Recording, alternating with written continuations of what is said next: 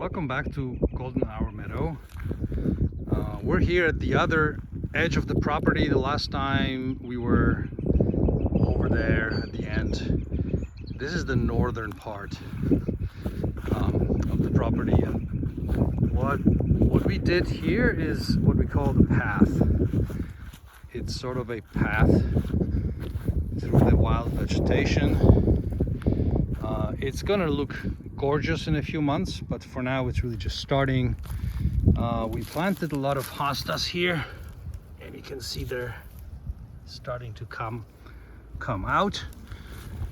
And we also have ferns. And it's interesting with ferns because this is really the only place on the property that is properly shaded, but also quite wet. You can actually see here there's standing water. It's a ditch that collects a lot of water in the spring, and then it dries off later on. It is not properly connected to anything else, which means that the water doesn't really drain away. It just stands here until it evaporates. But that means that this is a really good place for certain types of plants. So we do have some ferns. You can see right now there's, they died for the winter, obviously, but I'm gonna have to check and see if there's any new growth. It's now really getting warmer, so I think if there's new growth, it should show up soon. And this guy's doing well. Ligularia. And I really wanted to talk about this because it shows that you have to have the right place for plants on your property.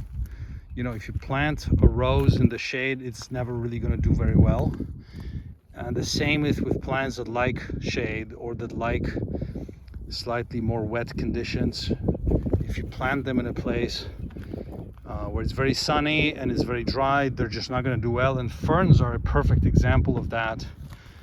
We don't really have any other place on the property where we could plant ferns and have success. So we really keep our fingers crossed that they will, work here and establish. Here's another one. This one seems to be doing well. These are last year's leaves, but it didn't die out completely. So we will see.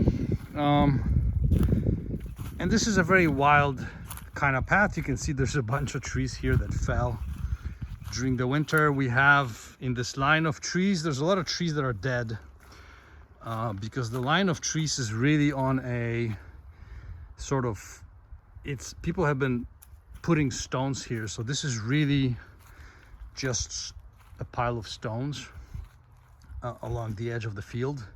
So the trees probably don't have much to go on in terms of nutrients. So you can see there's a bunch of them here that were standing for many years, and this winter they just collapse. I'm gonna have to bring my chainsaw here and clear it out a little bit. So right now this looks pretty desolate, but it will actually be very, very gorgeous quite soon. So thank you for watching.